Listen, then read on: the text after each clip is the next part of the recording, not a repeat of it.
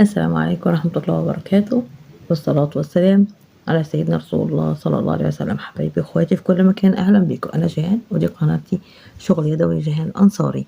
مع بعض هنكمل مفرش النهارده باذن الله بالطريقه التانية ليه، وهي عباره عن النص اللي في النص هيبقى عباره عن ورده. تمام، شكل ورده يعني، او بالحاجه قريبه منها. يعني بالنسبه للصوره هتبقى اكتر واقعيه اكتر من الرسمه اللي فاتت. السؤال الحلقة اللي فاتت: كم كان عمر النبي صلى الله عليه وسلم؟ كم كان عمر النبي محمد صلى الله عليه وسلم عندما نزل عليه جبريل عليه السلام؟ والإجابة كان عمره 40 عام، 40 عاما. السؤال حلقة النهاردة: كم عدد زوجات النبي صلى الله عليه وسلم؟ كم عدد زوجات النبي محمد صلى الله عليه وسلم؟ استنى اجابتكم ان شاء الله في التعليقات ونبدأ فيديو النهاردة.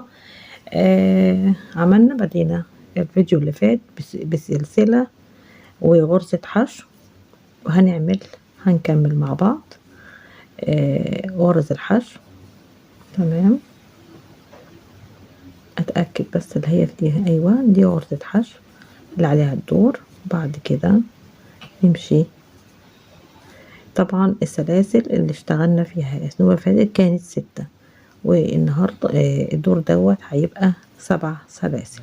تمام، اشتغلنا لغاية لما وصلنا اللي هي غرزة الحشو دي، واشتغلنا السلسلة اللي قبليها عشان تظبط معانا الدايرة بتاعة الوردة. تمام، اللي هي هنا اللفة دي.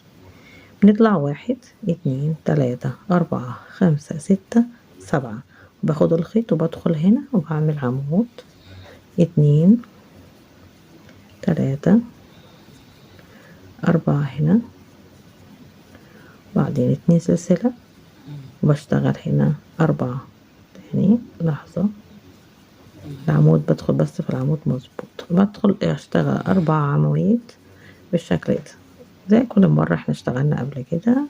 المفرش اللي متابع معايا 2 سلسلة وبشتغل 4 عمود تاني في الجزئية التانية هنا، الوحدة الفراغ اللي هي 2 سلسلة دي. تمام، بطلع 2 عمود في النص وواحد يمين واحد شمال، 2 سلسلة وبعمل 4 عمود الناحية التانية. يا جماعة لو حابين تشتغلوا ب3 عمود مفيش مشكلة، نفس الخطوات هي بس 3 عمود.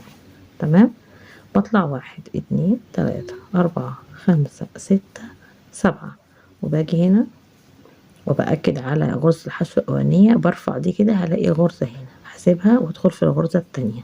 تمام، دي بس مجرد تأكيد على وجود غرزة الحشو بالشكل ده. غرز حشو على طول، وبعدين بعمل 7 وبعمل الأربعات بتوعنا. تمام،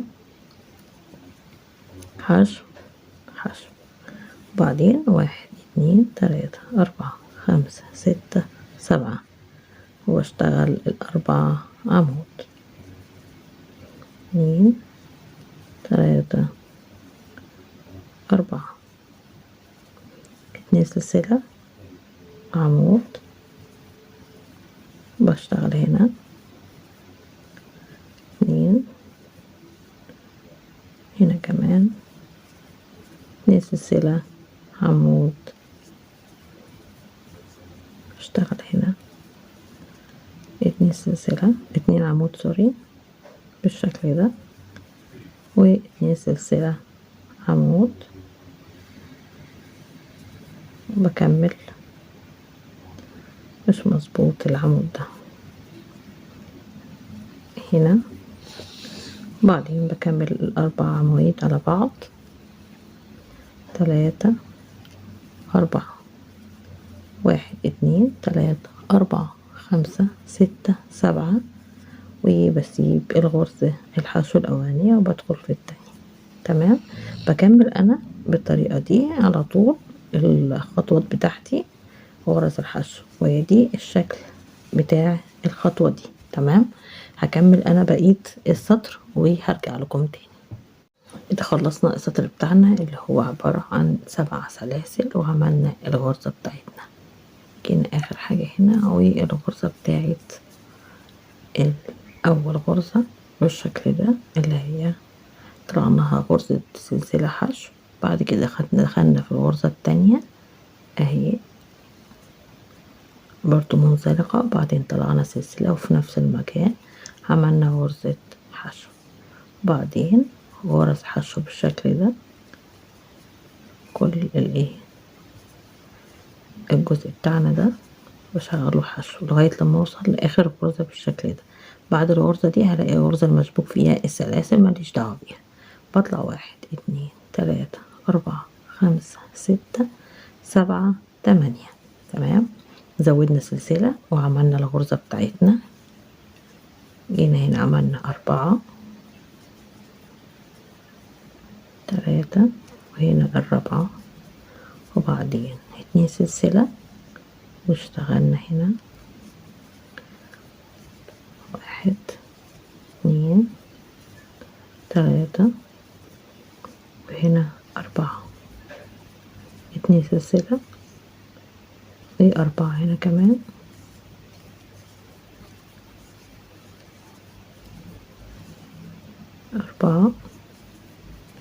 2 سلسلة 4 تاني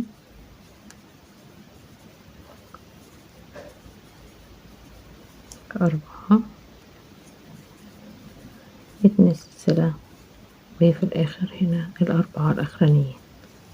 تمام،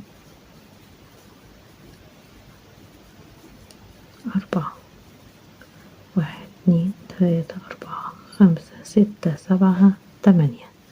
وجينا هنا على الغرز، أول غرزة طبعا بتاعت الحشو ماليش دعوة بيها، بدخل في التانية بالشكل ده اهي كده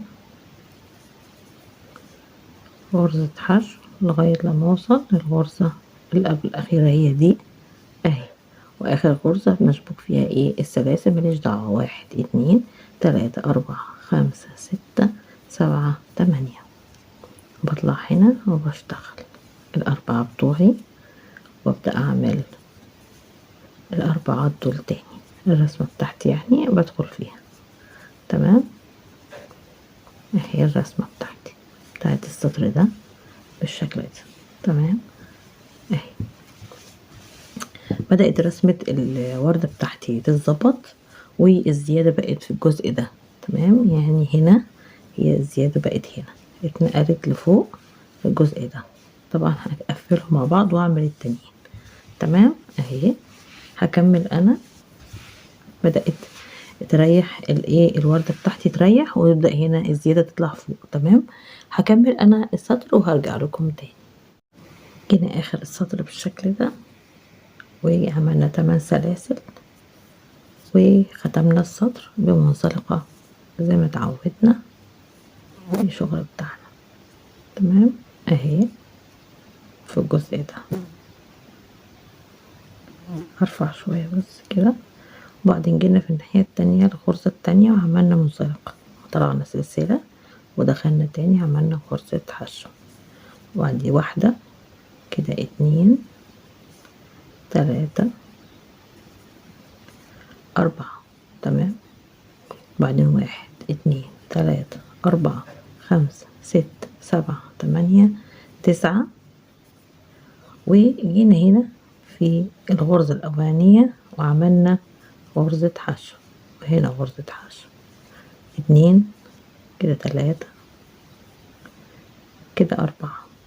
بعدين جينا هنا عملنا غرزة حشو 2 غرزة حشو، واشتغلنا على العواميد ال4 دول في كل عمود غرزة حشو.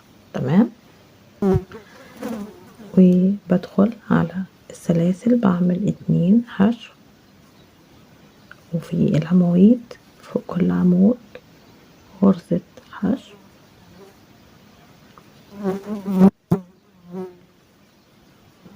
في السلاسل برضو 2 حشو، وتحت 2 سلاسل بالشكل ده. على العواميد 4 حشو، 2 حشو في السلاسل و4 في العواميد.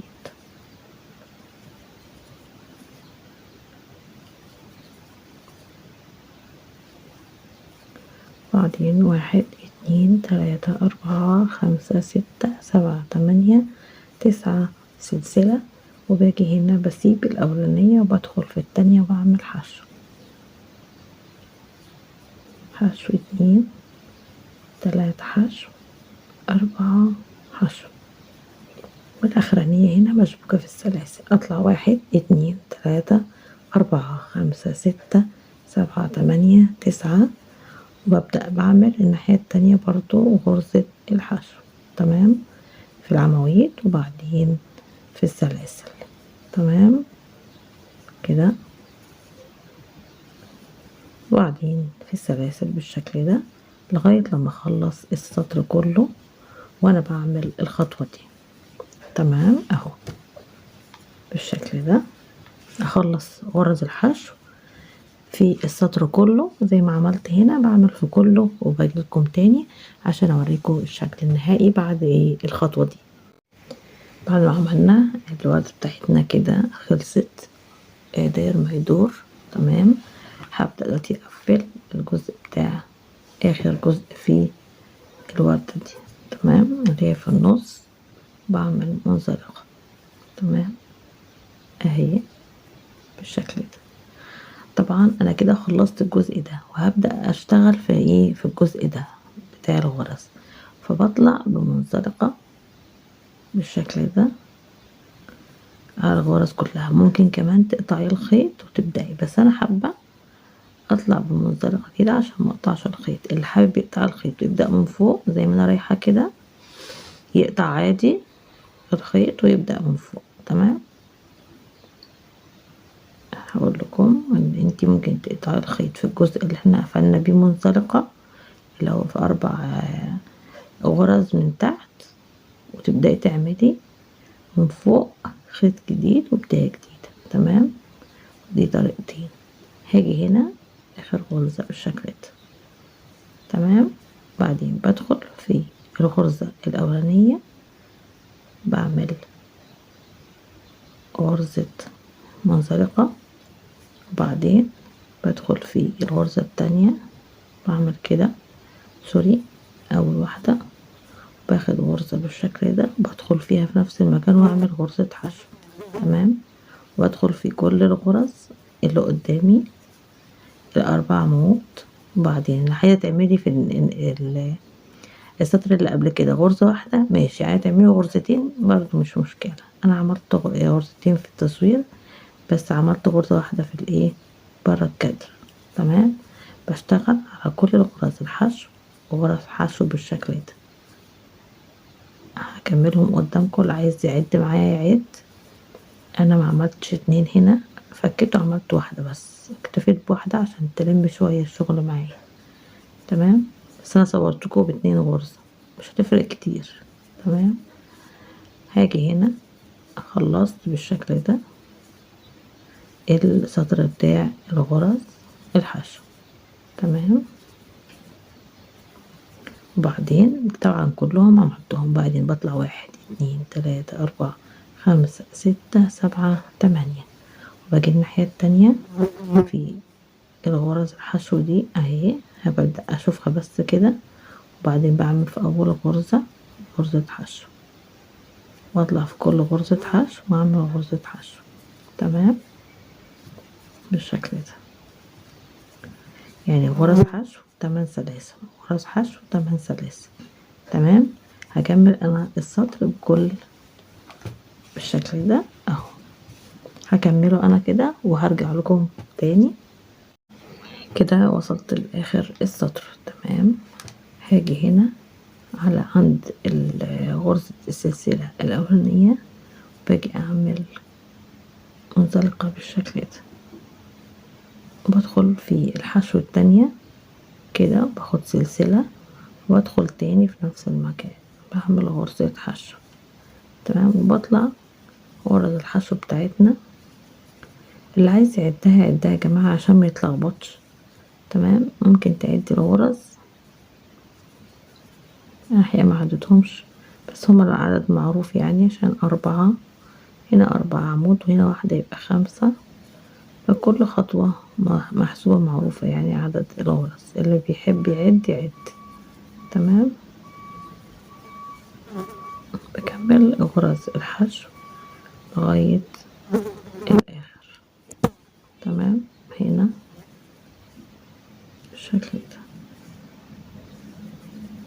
طبعا احنا كده بننقل الايه الخطوة اللي فيها الرسمة فوقيها الحشو. اخر غرزة بالشكل ده بطلع 1 2 3 4 وباخد الخيط وبدخل في النص هنا وبعمل 4 عمود. 2 3 4 بعدين 1 2 3 4 وباجي هنا بسيب عمود حشو وادخل في التانية واعمل حشو وهكذا. تمام. بدخل على الحشو كله بالشكل ده اشتغله. تمام. بعيد طبعا الخطوات بتاعة الشغل بتاعي.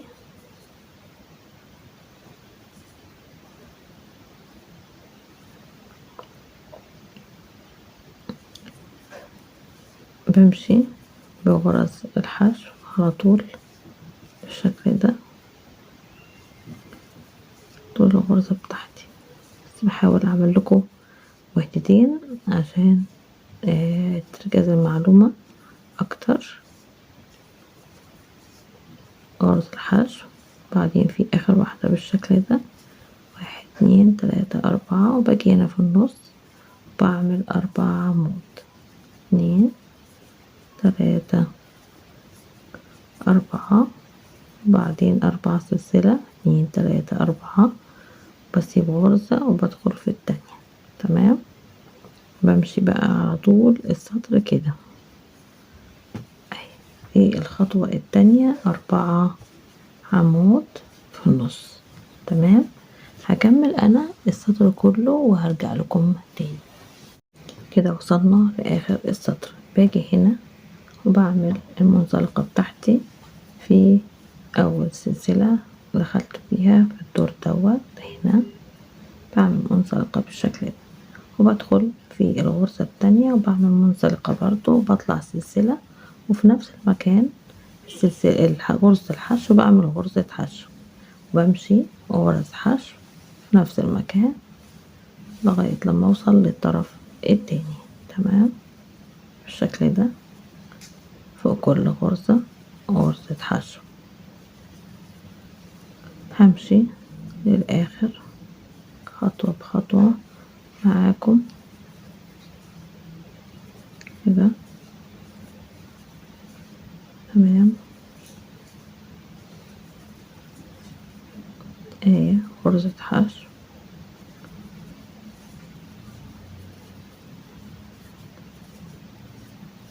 باجي اخر السطر طبعا بسيب الغرزة اللي فيها السلاسل اللي هي ديت غرزة الحشو دي بسيبها. بعمل اللي قبليها بطلع 1 2 3 4 5 بزود سلسلة عن السطر اللي فات وباجي هنا قبليها بعمل عمود 2 عمود 3 عمود وباجي هنا اعمل الرابعة. اللي عايز يعمل 3 عمود بس يعملهم يا جماعة 2 سلسلة وباجي هنا اشتغل 4 عمود بلفة بالشكل ده 2 3 4 بطلع 5 سلاسل 2 3 4 5 وباجي هنا بسيب اول غرزة وبدخل في التانية واعمل غرزة حشو وبمشي برضو على السطر كله كده بغرز الحشو وبعمل في كل ركن الرسمة بتاعت 4 2 4 اللي هي دي. تمام. بمشي بيها على السطر كله بالشكل ده وباجي تاني عشان اشوف معاكم شكل السطر عامل ازاي. كده خلصت السطر بتاعي وهنكتفي كده ونكمل بإذن الله في الفيديو